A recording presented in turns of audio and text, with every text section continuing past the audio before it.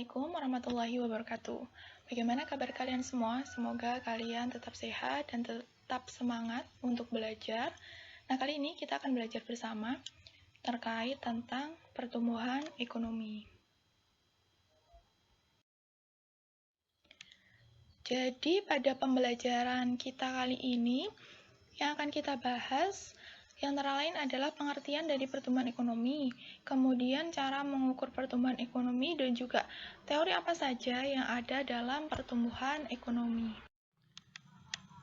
Oke, kita mulai. Yang pertama, apa sih itu pertumbuhan ekonomi? Jadi, pertumbuhan ekonomi itu adalah kenaikan kapasitas suatu negara dalam jangka waktu yang panjang.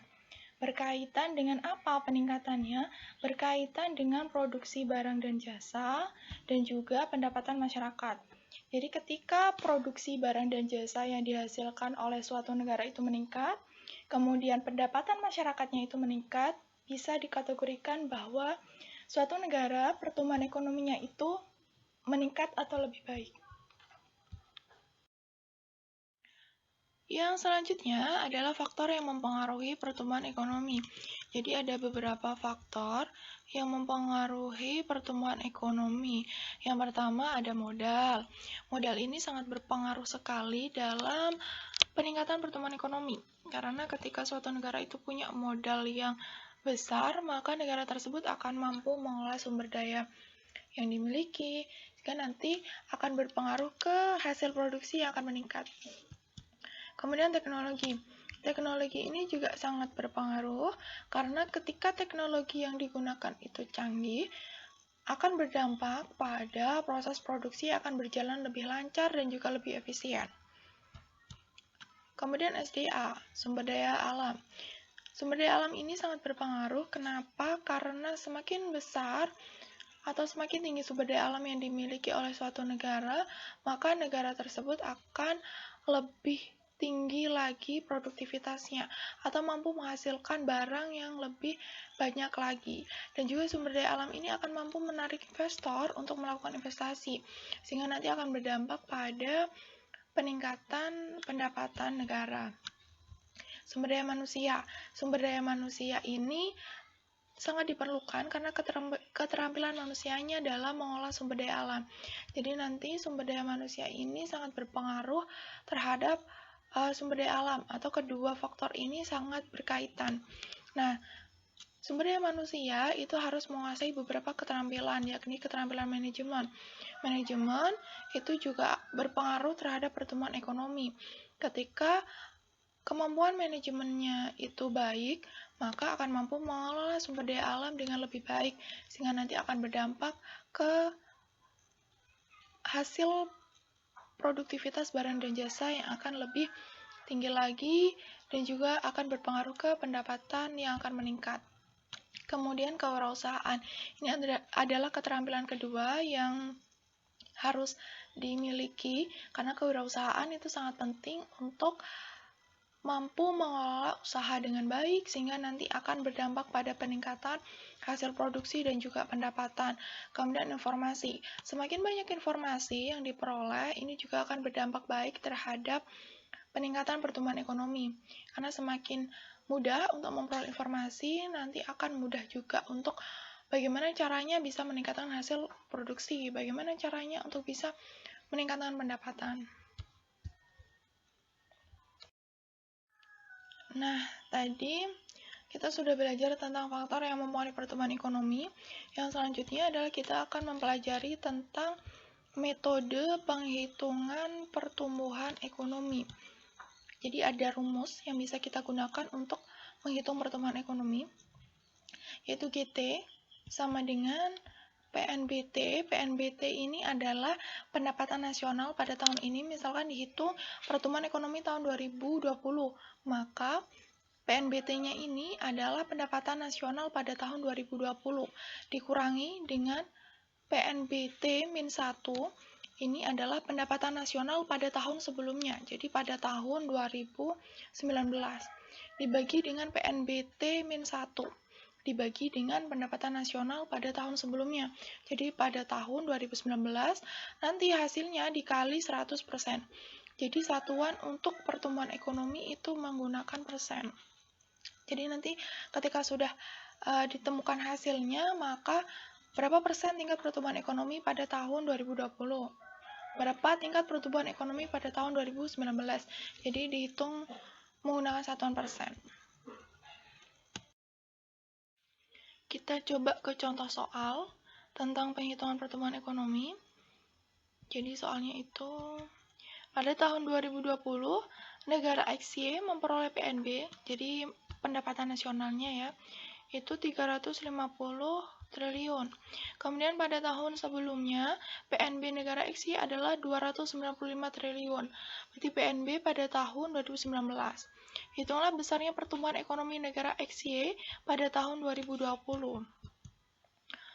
Maka kita pakai rumus yang tadi, yaitu pertumbuhan ekonomi negara XY pada tahun 2020 sama dengan PNBT dikurangi PNBT min 1 dibagi PNBT min 1 dikali 100%. Jadi pendapatan nasional pada tahun yang dicari, jadi karena ini yang dicari adalah tahun 2020, maka pendapatan nasional pada tahun 2020 yakni 350 triliun.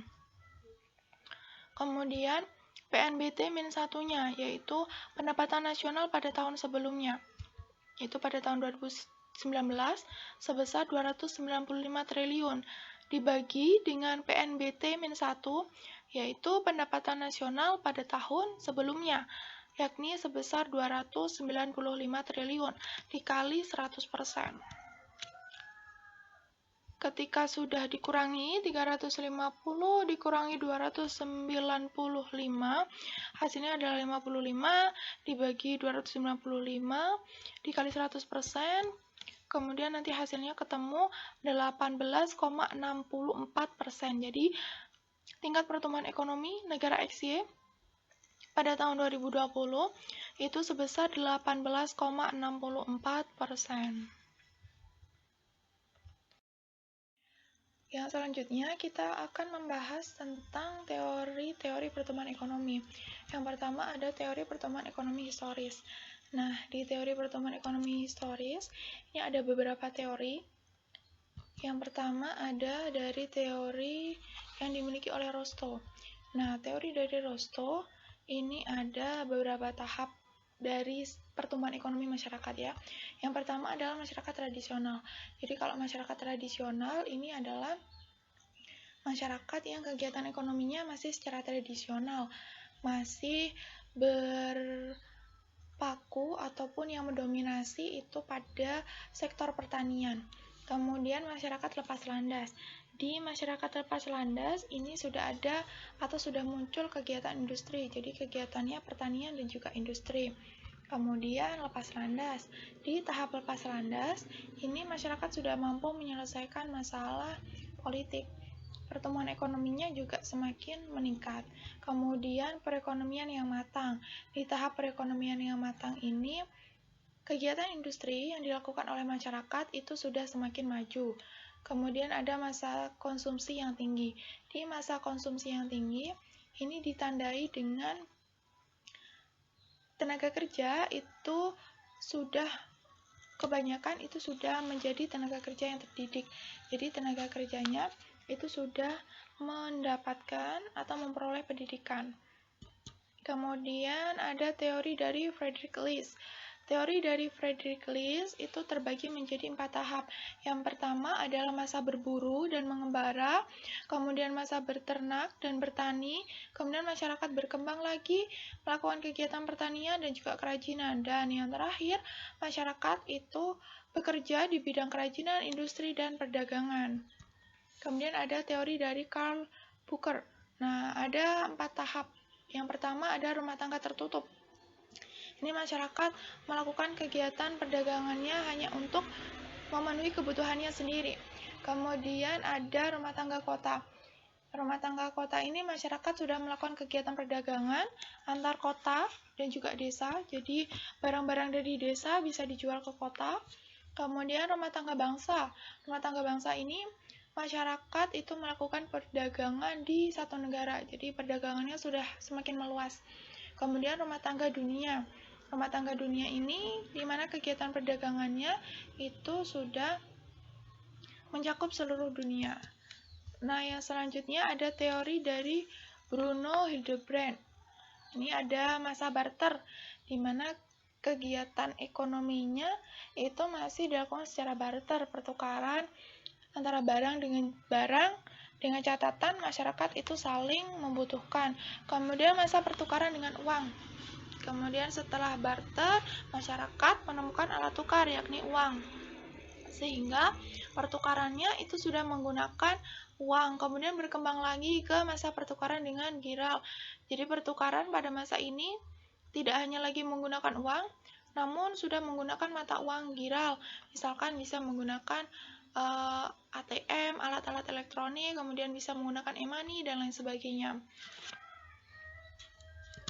Kemudian ada teori dari Werner Sombart. Ini ada beberapa tahap. Yang pertama, tahap prakapitalis. Tahap prakapitalis itu masyarakat belum mengenal sistem kapitalis. Jadi kegiatan ekonomi fokus untuk memenuhi kebutuhannya sendiri. Terus zaman kapitalis madya. Di zaman kapitalis madya ini, masyarakat sudah mulai mengenal sistem kapitalis. Jadi masyarakat sudah mulai mengenal uang sebagai alat pertukaran. Kemudian ada zaman kapitalis raya. Di zaman kapitalis raya ini merupakan puncak dari sistem kapitalis, di mana masyarakat itu didorong untuk mendapatkan keuntungan sebesar-besarnya. Dan yang terakhir, karena sistem kapitalis itu menimbulkan kesenjangan antara pemilik modal dan juga kaum buruh, nah di situ muncul sistem sosialis, di mana seluruh masyarakat itu punya hak yang sama. Jadi sistem kapitalis berakhir. Nah, selanjutnya tadi kita sudah membahas tentang teori pertumbuhan ekonomi historis. Sekarang teori pertumbuhan ekonomi klasik. Nah, di teori pertumbuhan ekonomi klasik itu ada teori dari Adam Smith yang menyatakan bahwa pertumbuhan ekonomi itu dipengaruhi oleh faktor pertumbuhan output total dan pertumbuhan ekonomi. Pertumbuhan output total, output itu adalah hasil produksi. Jadi total hasil produksi dan juga pertumbuhan penduduk itu berpengaruh ke pertumbuhan ekonomi. Pertumbuhan output total itu dipengaruhi oleh sumber daya alam, sumber daya manusia, dan juga modal. Kemudian dari pertumbuhan penduduk itu cepat lambatnya pertumbuhan penduduk itu akan berpengaruh terhadap kegiatan pasar dan juga pertumbuhan ekonomi suatu negara. Kemudian ada dari teori David Ricardo. Teori David Ricardo itu menyatakan bahwa pertumbuhan penduduk yang besar akan menyebabkan banyak tenaga kerja sehingga upah akan turun. Jadi ketika penduduk semakin besar, itu nanti dampaknya adalah pada tenaga kerja yang melimpah. Kemudian akan berpengaruh ke upahnya yang menjadi rendah atau turun. Nah, hal ini akan menimbulkan terjadinya stationary state atau tidak ada pertumbuhan ekonomi sama sekali.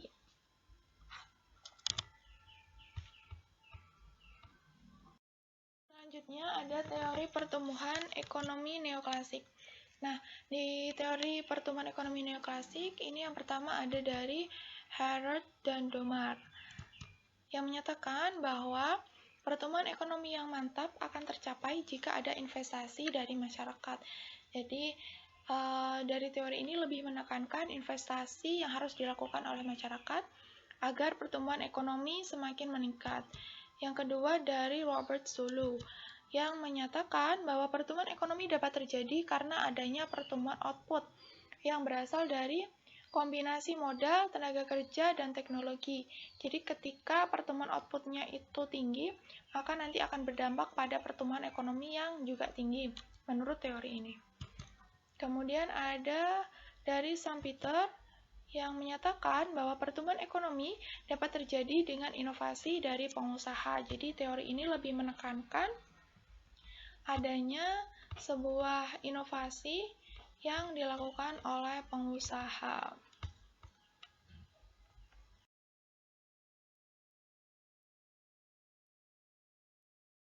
pelajaran kita kali ini. Terima kasih, tetap semangat belajar. Wassalamualaikum warahmatullahi wabarakatuh.